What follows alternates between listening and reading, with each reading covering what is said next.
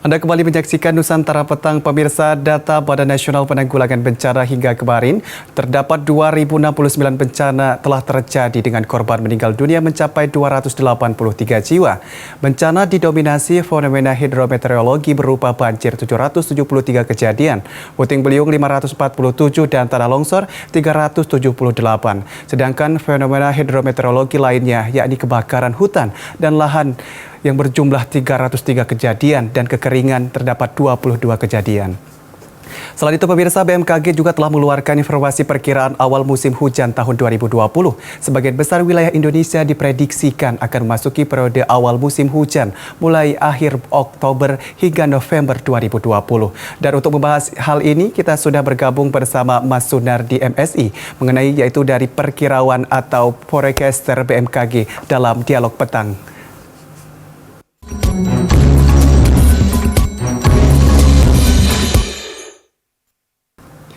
Selamat sore, Mas Sunardi. Selamat sore, Mas Adi. Baik, Mas Sunardi, kita langsung saja berbincang terkait dengan perkiraan BMKG sendiri dan terkait curah hujan nih. Mas Sunardi, bagaimana tanggapan Mas Sunardi terkait perkiraan BMKG sendiri dengan curah hujan ke depan ini, Mas Sunardi? Iya, untuk perakiraan wilayah Indonesia khususnya di wilayah Jawa, 2 hari ke depan memang hujannya berkurang dibandingkan beberapa hari yang lalu. Di tanggal 26 kembali meningkat terutama di wilayah pesisir selatan Jawa, kemudian wilayah Bali dan NTB. Ini intensitas antara hujan ringan sampai sedang, begitu Mas Adi. Baik, dan terlihat hujan sedang maupun ringan, tetapi dari beberapa hari yang lalu kita melihat bahwa telah terjadi yaitu hujan yang cukup deras maupun disertai dengan angin yang cukup kencang terjadi di beberapa provinsi di Indonesia dan mengakibatkan terjadinya banjir dan beberapa bencana terjadi. Apakah ini sudah diprediksi sebelumnya oleh BMKG, Mas Sunardi? Iya, kita selalu mengupdate perakiraan cuaca kita di website kami. Memang sudah terprediksi untuk hujan tersebut. Jadi memang hujan di tanggal 21 itu memang hujan dikarenakan adanya konvergensi. Jadi memang pemampatan massa udara secara tidak langsung membuat potensi hujan cukup tinggi. Dan beberapa tempat di wilayah lain seperti wilayah Aceh, Sumatera Utara, kemudian di wilayah Kalimantan, juga di Sulawesi dan Maluku dan Papua juga sudah kita prediksi sebelumnya untuk potensi hujannya. Seperti itu Mas Adi. Dan baik, selain itu juga, selain hujan ini Mas Sunardi, di beberapa daerah juga tetap ada beberapa yang terjadi yaitu seperti gempa bumi. Tadi di Bengkulu kemarin terjadi juga semacam gempa bumi seperti itu yang mengakibatkan juga ada beberapa rumah warga yang rusak seperti itu. Dan tidak hanya terjadi di Bengkulu tetapi terjadi di daerah-daerah lain. Akan hal ini apakah terus ada berkesinambungan seperti itu dari perkiraan BMKG tersendiri seperti itu?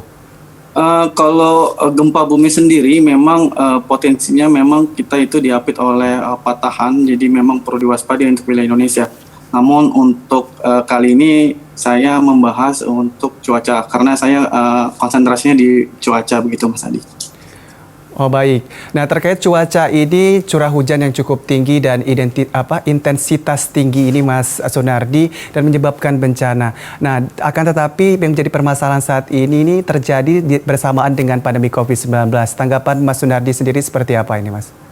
Ya, tanggapannya adalah memang BMKG sudah mengeluarkan perakiraan awal musim hujan. Jadi di bulan Oktober dan November nanti kita sudah memasuki musim penghujan di hampir sebagian besar wilayah Jawa, Bali, dan NTB. Jadi tanggapannya adalah kita sebagai masyarakat perlu mewaspadai di musim hujan ini adalah selalu membersihkan saluran air kita, kemudian juga mengantisipasi wilayah-wilayah yang sering terjadi banjir. Jadi warga sendiri memang perlu waspada terus dan mengupdate perakiraan cuaca kita. Untuk hubungannya dengan pandemi sendiri memang ini sangat menyulitkan sekali ya apabila terjadi hujan dengan intensitas deras kemudian sampai terjadi banjir. Ini sangat menyulitkan sekali untuk warga yang memang saat ini sedang dilanda untuk pandemi sendiri. Begitu Mas Adi. Baik Mas, berapa persen sih Mas perkiraan cuaca yang atau tepat atau meleset seperti itu? Iya, memang kita sudah melakukan survei untuk perakiraan kita. Jadi memang untuk Perakiran kita di peralihan musim peralihan sendiri itu sekitaran 60-70%. Kemudian pada saat musim-musim hujan atau puncak musim kering ini bisa mencapai 80-90%. Jadi untuk perakiran kita seperti itu, Mas Adi. Dan ini tentunya dalam masa pancaroba seperti itu. Apakah ini ada semacam kesulitan seperti itu untuk memastikan perkiraan cuaca untuk masa-masa sekarang ini, Mas Sunardi?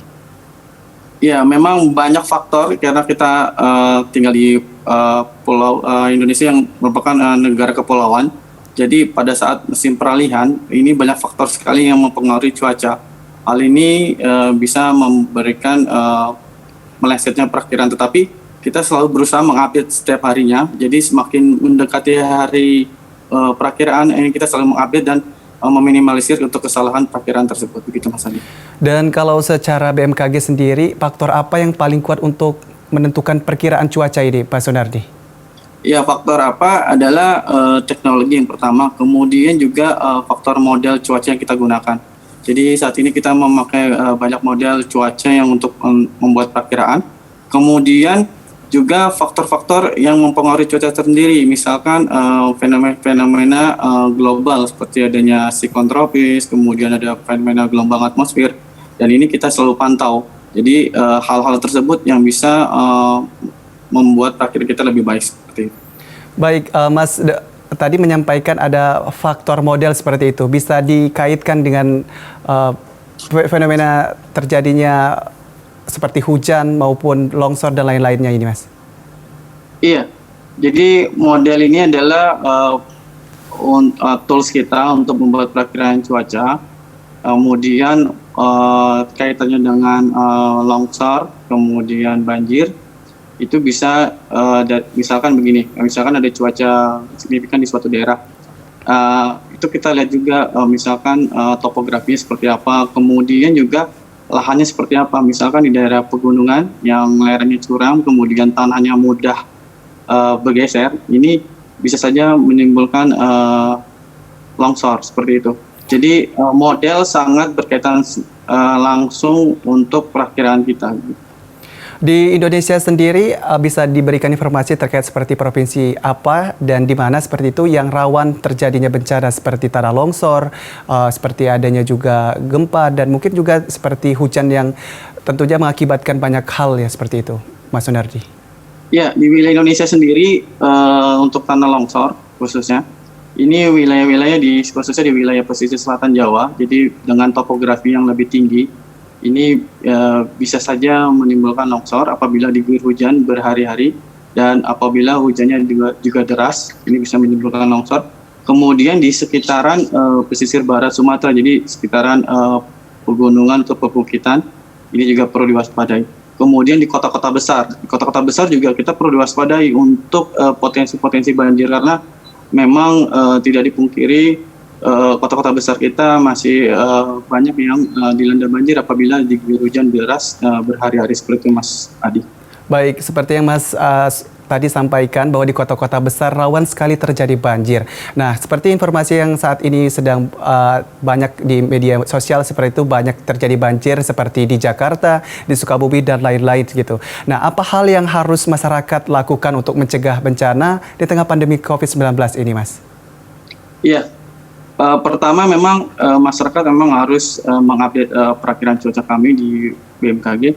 Kemudian juga selalu mengikuti arahan dari BPBD setempat. Jadi memang kita sudah melakukan kerjasama dengan BPBD setempat di seluruh Indonesia, BMKG dengan BPBD. Dan ini biasanya apabila akan terjadi banjir, informasi sudah sampai seperti itu. Kemudian masyarakat juga perlu menjaga lingkungannya, misalkan dengan membersihkan sampah di selokan, tidak membuang sampah di selokan atau di sungai, dan ini juga bisa mengurangi potensi-potensi banjir. Kemudian apabila ingin membangun sebuah bangunan, ada kalanya kita harus mengetahui histori daerah tersebut, misalkan di situ memang rawan banjir, sebagai tidak membangun bangunan. Kemudian juga sebelum membuat suatu tata kota yang baru, misalkan kita harus mengkaji daerah tersebut sebelum membangunnya, seperti itu, Mas Adi. Baik, mengenai tata kota dan bencana banjir juga terus terjadi hampir di setiap musim hujan seperti itu di Ibu Kota DKI Jakarta. Nah, pandangan dari Mas Sunardi sendiri terkait dari tata kota, apa sih yang harus dilakukan oleh pihak pemerintah maupun bekerjasama dengan BMKG terkait agar tidak terus terulang seperti itu, banjir yang setiap tahunnya terjadi seperti itu? Untuk pertanyaan seperti ini, sepertinya saya tidak bisa menjawab karena saya juga tidak ahli dalam tata kota. Namun dengan perakiraan kami, memang di kota-kota besar ini sendiri memang dari perakiraan cuacanya, apabila terjadi hujan lebat, itu sering sekali terjadi banjir. Baik, Mas Sudardi. Kita akan lanjutkan perbincangan kita, akan tapi kita break sejenak. Mas Sudardi, tetaplah di Nusantara Petang.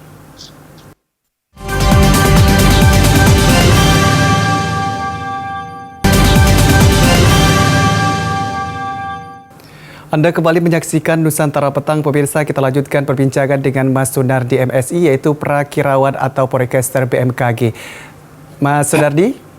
Ya, Mas Adi. Baik, BMKG ini tentunya berperan aktif dalam pengurangan dan penanggulangan bencana maupun pencegahan seperti itu. Apa saja yang sudah dilakukan BMKG ini, Mas Sunardi? Ya, apa saja yang sudah dilakukan BMKG untuk mengurangi bencana?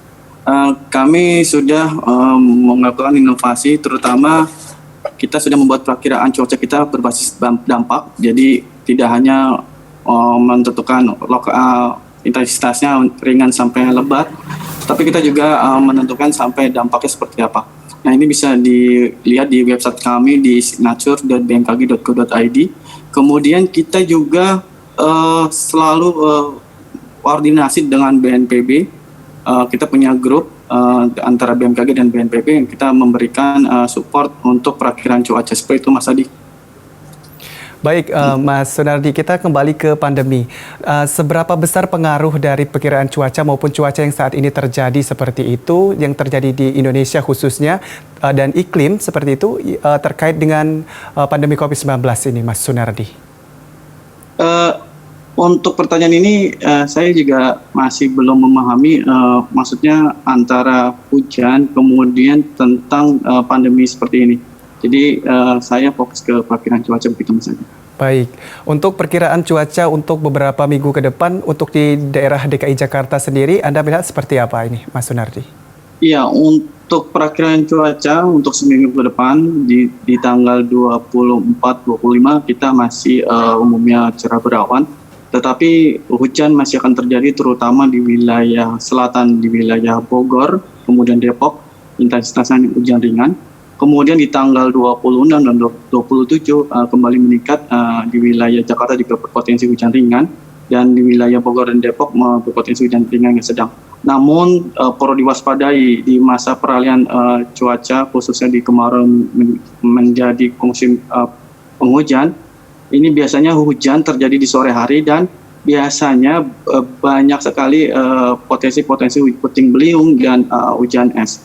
Jadi memang perlu diwaspadai di musim peralihan seperti ini. Begitu, Mas Adi. Baik, terkait dengan kewaspadaan terhadap cuaca maupun perkiraan yang telah dilakukan BMKG, adakah kesulitan seperti itu dari BMKG tersendiri terkait dengan perkiraan-perkiraan cuaca maupun kondisi dan iklim yang ada di Indonesia ini, Mas Sunardi? Iya, kesulitan sendiri memang di musim peralihan memang agak sulit untuk perakiraan, tapi kita selalu mengupdate-nya setiap hari untuk perakiranya, jadi meminimalisir tingkat kesalahan. Kemudian di daerah-daerah yang memang tidak terjangkau radar, jadi memang agak kesulitan untuk kita. Jadi kita punya radar tersebar di wilayah Indonesia, dan ini tidak semuanya wilayah Indonesia tercakup radar. Kemudian juga wilayah-wilayah yang di kepulauan, jadi di pulau-pulau kecil. Jadi pulau-pulau kecil itu adalah di mana hujannya tergantung dari aktivitas interaksi antara permukaan laut dan pulau itu sendiri. Jadi kadang perubahan cuacanya sangat cepat sekali seperti itu, Mas Adi. Ya, jadi maksud saya itu lebih kepada untuk memperkirakan cuaca seperti itu di Indonesia. Apakah ada kesulitan sendiri ini, Mas? Iya, kesulitannya itu tadi sebutin adalah pertama faktor toolsnya sendiri kita untuk radarnya. Beberapa tempat di wilayah Indonesia kita tidak terjangkau radar, kemudian juga dari geografisnya. Jadi kadang-kadang pulau-pulau kecil seperti Kepulauan Natuna, kemudian di Kepulauan Riau, itu lebih sulit sekali untuk perakiraan. Begitu Mas Adi. Dan saya juga pernah membaca ini Mas, bahwa kepulauan di Indonesia ini ada di ekuator gitu. Dan apakah ini mempunyai kesulitan ini Mas? Maksudnya seperti apa, kesulitan seperti apa? Dalam maupun ketidakpastian dalam menentukan perkiraan maupun cuaca seperti itu.